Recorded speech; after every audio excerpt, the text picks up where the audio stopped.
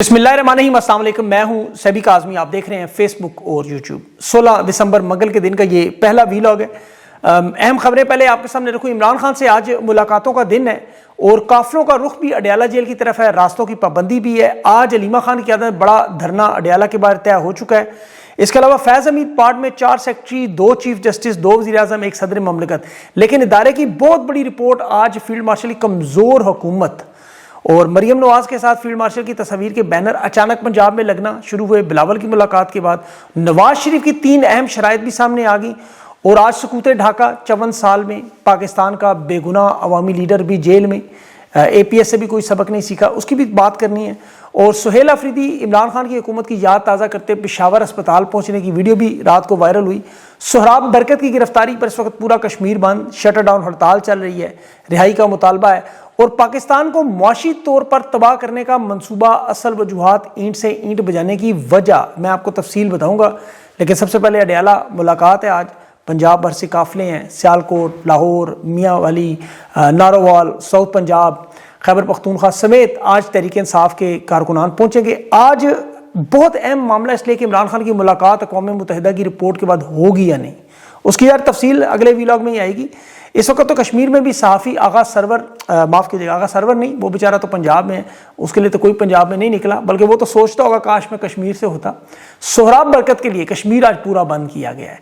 अब इस वक्त तहरीक इंसाफ की तरफ से जो लाए अमल की हम अक्सर बात करते हैं कि आदत से मैंने कुछ सवाल पूछे कि रिहाई का आपके पास प्लान क्या है, उस पर इनके वज़ीर इत्तलात हैं, उन्होंने भी पेशावर जलसे और कोहाट जलसे को पब्लिकली कहा है कि तहरीक को, मोबिलाइजेशन को, कि एक बड़ी तहरीक हमने तैयारी कर ली है। अब जो चूंकि हमारी कॉल होगी वो सुहेल अफरीदी लीड करेगा और ये फैसला कुन मरहला होगा, इसीलिए हमें देर हो रही है कि हम तमाम लवाजमात पूरे करना चाहते हैं, इत्माम हुज्जत कोई छोड़ना नहीं चाहते। अल्लामा नासिर बास, महमूद चकज़ई तमाम धड़ों को इकट्ठा भी करना चाहते हैं कि सारे सेम पेज पे हों, सियासी जमातों से भी बातचीत करना चाहते हैं। कोई इस्लामाबाद की तरफ जाना बहुत बड़ा मरहला है, उससे पहले ये कोई ऐसी कसर छोड़ना नहीं चाहते। हालात इनके लिए मुवाफिक हैं। इदारे की बहुत बड़ी रिपोर्ट सामने आई और उसमें साफ इकरार किया गया कि एस्टेब्लिशमेंट खान को नहीं तोड़ सकी, खान की बहनों को भी नहीं तोड़ सकी और अवाम को भी नहीं तोड़ सकी। ये मैं आपको बड़ी कन्फर्म बात बता रहा हूँ, फोर्टनाइटली रिपोर्ट होती थी। अवाम को मोबिलाइज करके पुरअमन सड़कों पर लाने के बाद अब एस्टेब्लिशमेंट के जो हालात होंगे वो इस रिपोर्ट के मुताबिक कि पिछले 3 साल में जो कुछ उन्होंने किया वो उसमें नाकाम है। क्योंकि उसकी बड़ी वजह आप देख लें, नताइज मैं आगे थोड़ा सा और भी तफसील बताता हूँ। सबसे बड़ा मामला जनरल फैज़ का था। ये जो कोर्ट मार्शल 14 साल की सजा थी, इसमें इन्होंने ये समझ कर किया था कि इसका नुकसान तहरीक इंसाफ को होगा। लेकिन सोशल मीडिया पे जो जनरल फैज़ की किट लगानी लोगों ने शुरू की, अब ये इतना रगड़ा लगा कि ये परेशान हो गए कि ये सारा मामला तो इधर पड़ गया। इनके सहाफ़ी तो जनरल फैज़ को ये पेश करते रहे कि इतना ताकतवर जनरल जो सोशल मीडिया भी चलाता था, खान की सियासत भी चलाता था, पाकिस्तान उनकी हुकूमत भी चला रहा था, सीक्रेट राज भी ले रहा था, भत्ते भी ले रहा था, 6 करोड़ की तहरीक इंसाफ समेत सारे के सारे मामलात इसने कंट्रोल किए। भाई इतना ताकतवर है तो ज़रा सोचे field marshal, COD, army chief कितने मजबूत, फिर निज़ाम कंट्रोल क्यों नहीं हुआ? उल्टा राज नून लीग के निकलना शुरू हो गए। बल्कि जावेद लतीफ़ ने तो कहा 5 जर्नलों के जब जलसे में नाम लिए तो नून लीग के लोगों ने छलांगे मार के टांगे तुड़वा ली। अब इन्हें पता लग रहा है कि ये तरीके से आपका मजाक उड़ाते हैं। तो इस रिपोर्ट के मुताबिक अब इन्हें ये समझ आई कि अब हमें मजीद प्लान बनाने चाहिए। मसलन फैज़ हमीद को गिरफ्तार करने के बाद ये अब साबिक चेयरमैन नैब जो हैं, 4 वफाकी सेक्रेटरी हैं, 2 3 स्टार जनरल हैं, 2 साबिक वज़ीर आज़म हैं, चीफ जस्टिस हैं, 2 DGFIA हैं, रिटायर्ड जजेस हैं और 3 साबिक वज़राए आला, इन सब के नाम एहतसाब, बल्कि आरिफ अलवी का नाम भी, इनको ला के रगड़ें। लेकिन तहरीक इंसाफ के लोग हैं तो उस पर भी हमें कोई परवाह नहीं, जो दिल में आता है करें। उन्हें सिर्फ इमरान खान से गर्ज है। इंसानी हकूक, कानून, इंसाफ, मैंडेट की वापसी, ये सब कुछ खान के गिर्द घूम रहा है।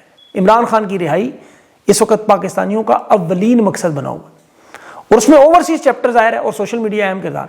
ओवरसीज चैप्टर की वारदात तो मैं आपको आगे चल के बताता हूँ, लेकिन फिलहाल इस वक्त नोटिफिकेशन होने के बाद इस रिपोर्ट के मुताबिक, जो मैंने बड़ी डिटेल से पढ़ी और बड़ी खुफिया रिपोर्ट थी, आप हालात का जायजा लें कि नोटिफिकेशन के बाद जो ताकत इनके पास पहले मुकम्मल थी अब भी वही है। मतलब आर्मी चीफ तो पहले भी कानून से बाला तर थे, रिटायर होने के बाद भी कोई एहतसाब ट्रायल नहीं हो सकता। ये जनरल बाजवा की मिसाल सबके सामने है। आर्मी चीफ, फील्ड मार्शल से COD, ये अमली इजाफा क्या किया? लेबल बदलने से, ओहदे लेने से कोई बड़ा ब्रेक थ्रू नहीं हुआ। मुद्दत मुलाजमत में तोसी करवाई لیکن اس کا کوئی فائدہ پاکستان کو نہیں ہوا. سیاسی حالات نہیں بدلے, ملکی معیشت نہیں بدلے, مہنگائی نہیں کم ہوئی, بے روزگاری کم نہیں ہوئی, سرمایہ کاری نہیں آئی, عوام کو ریلیف نہیں ملا. عوام خوش ہونے کے مقبولیت کی بجائے مزید نفرت اور خلیج بڑھ رہی ہے. سول اداروں پر تو ان کی گرفت پہلے سے تھی, سرکاری اداروں میں بھی فوجی افسران لگا دیے, لیکن تاریخ کا قانون بڑا واضح ہے کہ پہلے سے موجود طاقت میں اضافے سے کوئی فرق نہیں پڑتا, نہ ہی اس کی مدت بڑھانے سے حل نکلتا ہے. یہ رپورٹ میں اشارے لکھے ہوئے ہیں کہ نون لیگ اور پیپلز پارٹی پر بھی ان کی گرفت کمزور ہوئی. بلاول کے ساتھ کراچی کھڑے ہو کر پرویز مشرف کے انداز میں مکے لہرائے, لیکن مکے کس کو دکھائے؟ اب کچے کے ڈاکوؤں کو تو نہیں دکھائے, وہ تو پوری کی پوری بس اغوا کر کے گھوٹکی سے لے گئے. یا پنجگور میں کالعدم تنظیموں کو نہیں دکھائے, وہ 3 بینکوں کو ابھی 15 کروڑ سے 60 کروڑ کو 50-60 لوگ لوٹ کے چلے گئے اور 2 بندے بھی شہید کر گئے. مکے اب بلاول کو بھی نہیں دکھا رہے تھے, وہ تو ساتھ کھڑا تھا, تو کسے دکھا رہے تھے؟ عمران خان تو جیل میں ہے. مریم نواز کو وہ بڑی خاموش ہے. ویسے اجتماعی شادی ہوئی ہے بھی قصور میں, آپ نے دیکھا ہوگا دھی رانی پروگرام بھی چل رہا ہے, اس میں ان کی شرکت نہیں ہوئی. ویسے یہ ماں والی ویڈیو ہو یا شادی والی ویڈیو, یہ نہیں چھوڑتی کسی صورت میں, ان کے ارمان پورے کرنے ہوتے ہیں, لیکن یہاں نہیں گئیں, خاموشی تھی. پھر صدر زرداری بھی لاہور آ کے بیٹھا ہوا ہے. نواز شریف نے بلدیاتی انتخابات کشمیر کے الیکشن ملتوی کروا دیے, اور پھر اپنی 3 خواہشات وہ عمران خان کے بارے میں, ظاہر ہے اس کو یہ لگتا ہے کہ پنجاب میں ان کی سیاست صرف اور صرف تب چلے گی عمران خان کو فکس کر لیں. یہ نوٹیفیکیشن کے بدلے میں یہی معاملات تھے نا. جنرل فیض کے معاملے پر تو وہ مان گئے, لیکن جنرل باجوہ کے معاملے پر نہیں مان رہے. اس کے پاس تو نہ دکھانے والا تاحیات استثناء موجود ہے. اب اس صورتحال میں کیا دے سکتے ہیں, کیا لے سکتے ہیں, ان کے دامن میں بچا کیا ہے؟ نوٹیفیکیشن کے بعد دیکھیں سب سے بڑی پریس کانفرنس کیا تھی, DJSPR کی, اس کا حال آپ نے دیکھ لیا. اس کے بعد سب سے بڑی ملاقات کس کی تھی؟ آرمی چیف کی علماء اور مشائخ کے ساتھ, اور اس کے حال یہ تھا کہ نہ لائیو دکھا سکتے تھے, نہ اس کی معلومات دے سکتے تھے. ایک JUI کے کوہستان کے مفتی ولی اللہ توحیدی کا بیان ہے, وہ نہیں بتا سکتے تھے, اور سوال کے بعد تو محفل ہی ختم ہوگی, اور وہ خبریں ابھی تک نہیں آتی, قسطوں میں آتی رہی. میڈیا میں وہ اجمل جامی نے ایک سوال DJSPR کی کانفرنس میں پوچھا, اور اس کے بعد بیچارے کا بلڈ پریشر اتنا ڈاؤن ہوا کہ اسے چائے بسکٹ کھلانے پڑے. مطلب باقیوں کے کیا حالات ہو گئے آپ سوچیں. اس ساری صورتحال میں ایک بندہ تھا ان کے پاس, طاہر اشرفی, جو اچھل اچھل کے وہاں بھی بیعت اور تقریریں کر رہا تھا. وہ آج بھی وہ ہندوستان کی مسلمان خاتون کے ساتھ جو بہار کے وزیر اعلیٰ نے حجاب اتارا, انتہائی بے غیرتی و شرمی کا مظاہرہ کیا, طاہر اشرفی نے اس کی آواز اٹھا دی. کوئی معاملہ ہندوستان کا تھا, بول پڑا, ڈنڈا تھا. پاکستان میں دن دہاڑے عمران خان کی بہنوں کے ساتھ بال نوچ کے انہیں زمین پہ گرایا جاتا ہے. بزرگ ان کے اوپر نہیں بولتا کبھی. لیکن سوال پھر وہی نوٹیفیکیشن کے بعد ملا کیا؟ بدترین ظلم اور جبر, احتساب. کھڑے وہیں ہیں جہاں 54 سال پہلے تھے. دیکھیں بدترین حالات تھے. 16 دسمبر, آج تو بنگلہ دیش کے لوگ آزادی منا رہے ہیں, ان کا حق بھی ہے. پاکستان سے وہ کئی گنا ترقی کر چکے ہیں, آزاد ملک بن چکے ہیں. بنگلہ دیش کے بہت سے دوستوں نے مجھے میسج بھی دھڑا دھڑ بھیجے. ان سے زیادہ مجھے پاکستانی بنگلہ دیش کی آزادی کو حسرت کی نظروں سے دیکھتے نظر آتے ہیں. وہ 54 سال کے بعد تحریک انصاف کے ساتھ وہی ہو رہا ہے جو عوامی لیگ اور بنگلہ دیش کی مشرقی پاکستان میں ہوا. شیخ مجیب اس وقت قید تھا, آج عمران خان قید ہے. اس وقت بھی فوج کا نعرہ تھا کہ فوج کا سیاست سے کوئی تعلق نہیں, اور آج بھی, حالانکہ سیاست کا فوج سے تعلق ہے, یہ نعرہ ہونا چاہیے. 16 دسمبر کو آپ کو پتا ہے, ایک تو وہ معاملہ سکوت ڈھاکہ, اور دوسرا APS کا وہ ترجمان احسان اللہ احسان خود ان کی نگرانی میں بھاگا. وہ آج اپنا سوشل میڈیا بھی چلا رہا ہے. اور سکوت ڈھاکہ کے جو بدکردار لوگ تھے, ان کی تصویریں آج بھی GHQ میں لگی ہوئی ہیں. ایک بدکردار جرنیل کی ضد, پاکستان کی عوام کے فیصلے کو تسلیم نہ کرتے وہ پورا ملک توڑ گیا. اور یہ کوئی حادثہ نہیں تھا, یاد رکھیں, یہ طاقت اور شراب کا نشہ بھی تھا. بدمست جرنیل اقتدار کے بھوکے سیاستدانوں کو ملا کے آئین جمہوریت کو اور عوام کو روند کے ریاست کے 2 ٹکڑے پلاننگ کے ساتھ کر گیا. یہ اربوں کا کاروبار تھا. 1950 سے 71 تک مشرقی پاکستان کے حالات اٹھائیں, 60% زر مبادلہ جس میں جوٹ تھی, پٹسن, چاول, مچھلی, یہ سارے ہم مغربی پاکستان میں چھین لیتے تھے. ان کا, ہمارا ترقیاتی بجٹ 70%, ان کا صرف 30% تھا, اور آبادی ان کی 55% زیادہ تھی. اور وہ نعرہ لگاتے تھے کماتے ہم ہیں کھاتے یہ ہیں. فوج میں بھی بنگالی 5 سے 7% ہے, کسی اعلیٰ عہدوں تک نہیں پہنچ سکتے تھے. اور یہ کہتے ہیں جنگجو نسل نہیں ہے, بنگالی کمزور ہیں, غیر وفادار ہیں, سیاسی لوگ ہیں. وہ انہوں نے 1971 کو بتا دیا. پھر 16 دسمبر اس وقت بھی انٹیلیجنس, خارجہ پالیسی, معیشت, سب کچھ ان کے کنٹرول میں. 16 دسمبر کو جو بنگالیوں نے اپنی طاقت دکھائی, لیکن اصل معاملہ ریاست کے اندر ریاست تھا. اور خواجہ آصف نے خود اعلان کیا کہ پاکستان کی فوج اب پنجابی فوج ہے. یہ وزیر دفاع کا پیغام اعلان ہے, حامد میر کے پروگرام میں اس نے کہا. یہ ان کی جتنی کالونیاں ہیں, یہ انہیں صرف پاکستان سمجھتے ہیں. انسانی حقوق کی جو پامالیاں ہیں, خواتین کی زیادتیاں, جو آپریشن سرچ لائٹ جو ہوا ڈھاکہ میں, وہاں یونیورسٹی میں جو مارٹر گولے مارے گئے, پروفیسر مارے گئے, 800 لڑکیوں. اب بریگیڈیئر صادق صالح کی کتاب ضرور پڑھیں. یہ ملک توڑنے کی پہلے دن سے سازش. جس طرح قائد اعظم کے قریبی ساتھی AK فضل 1940 میں قرارداد پاکستان پیش کرنے والے تھے, انہیں غدار قرار دیا, فاطمہ جناح کو غدار قرار دیا, شیخ مجیب کو غدار قرار دیا, آج عمران خان کو غدار قرار دے دیا.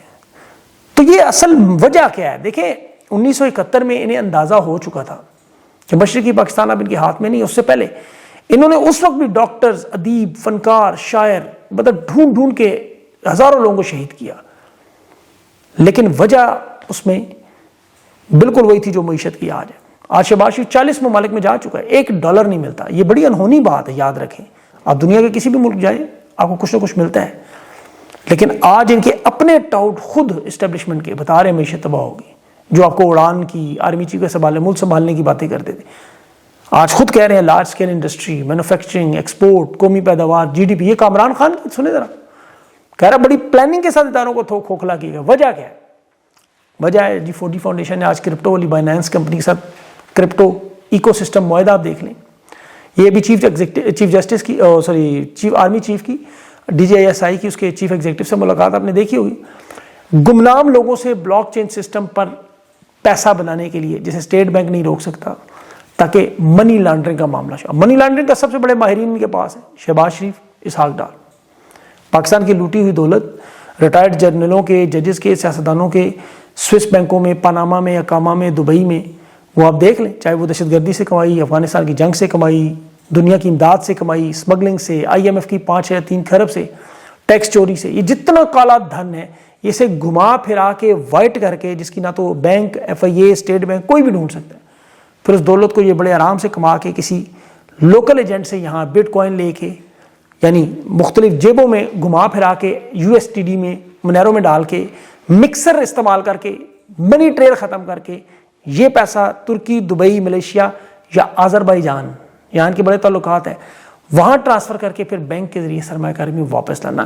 یہ ہے اصل گیم, کیونکہ کمزور بینکنگ سسٹم ہے, کرپٹ ادارے ہیں, حوالہ ہنڈی چل رہا ہے, پھر اوپر سے جنیلی مافیا جن پر ٹیکس چوری, الیکشن کی فنڈنگ, دہشت گردوں کے معاملات سمیت, یہ جو کرپٹو کو دنیا میں اسی لیے بین بھی کیا گیا نا.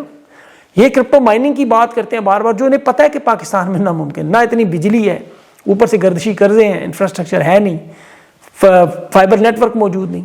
یہ صرف بلیک منی کو وائٹ کرنا ہے, یاد رکھیں. اسی لیے دنیا کے ان ممالک میں چلتی ہے کرپٹو کا کام جہاں مضبوط قانون ہو, جرمنی, جاپان, سنگاپور.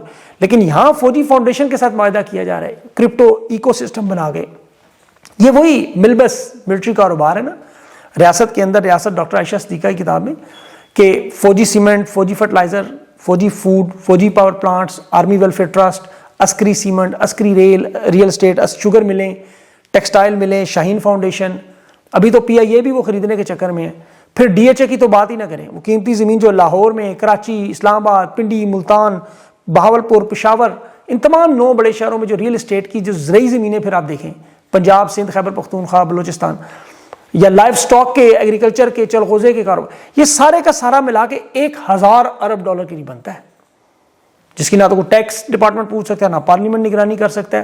اور یہ معاشی نظام جس میں دلیا, سیمنٹ, ریل اسٹیٹ, یہ سب کچھ شمالی کوریا, میانمار, مصر, ان ممالک کی طرح, یا الجزائر, سوڈان, چلی, اس کے علاوہ وہ کہیں نظر نہیں آتا. اب اس میں یہ کرپٹو کرنسی کی واردات ہے, اداروں کو کھوکھلا کر کے, اپنی زندگیاں بہتر کر کے عرب امارات اور سعودی عرب کے شہزادوں جیسی بنانا. یہ ہے اصل ساری گیم ملک توڑنے. ابھی وہ ریٹائرڈ جنرل حسن کو لگایا گیا لینڈ پورٹ اتھارٹی کا مینیجنگ ڈائریکٹر.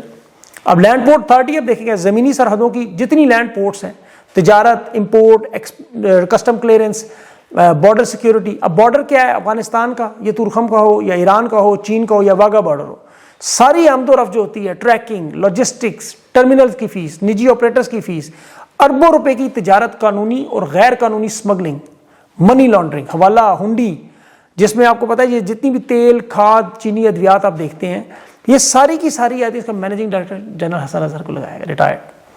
اس سے پہلے بھی متروکہ عملات کا چیئرمین میں نے آپ کو بتایا تھا, PIA بھی. یہ سارا معاملہ وہی ہے. پاکستانی 52% خط غربت سے نیچے, 13 کروڑ آبادی, تقریباً کرنسی تباہ و برباد, SIFC سرمایہ کاری زیرو, پاکستان کی تاریخ میں بے روزگاری سب سے اوپر 21 سال کا ریکارڈ توڑ گئی, مہنگائی پاکستان کے ریکارڈ توڑ گئی. لیکن یہاں کرپٹو کرنسی, معدنیات, زمینیں, تجارت, ادارے. اب آپ کو سمجھ آئے گی یہ ملک کیوں توڑے جاتے ہیں، کیونکہ ان سے ان کی اپنی زندگیاں بہتر ہوتی ہیں۔ آپ ان لوگوں کے دنیا کے مہنگے ترین علاقوں میں زمینیں، جائیدادیں، گھر دیکھیں، ان کے پبلک اکاؤنٹس دیکھیں، آپ کو دماغ گھوم جائے۔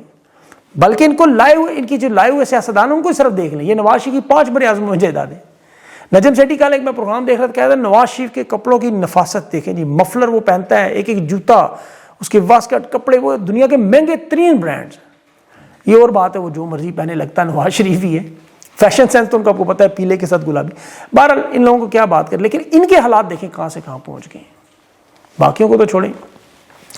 اب دیکھیں تحریک انصاف کی جو سب سے بڑی طاقت ہے اوورسیز پاکستانی، میں بار بار کہتا ہوں، روز کہتا ہوں، یہ 1 کروڑ کے قریب ہے۔ لندن میں آئی ایس ایف کے وہ عمران خان کی بہنوں کے ساتھ ڈیالہ کے باہر دھرنے کی اظہار یکجہتی میں وہ پاکستانی معاذ ملک نے کال دی کہ ہاں ہم اس وقت تک بیٹھیں گے ہائی کمیشن کے بعد جب تک خان کی بہنوں کی وہاں ملاقات نہیں ہوتی، وہ بیٹھتی ہیں۔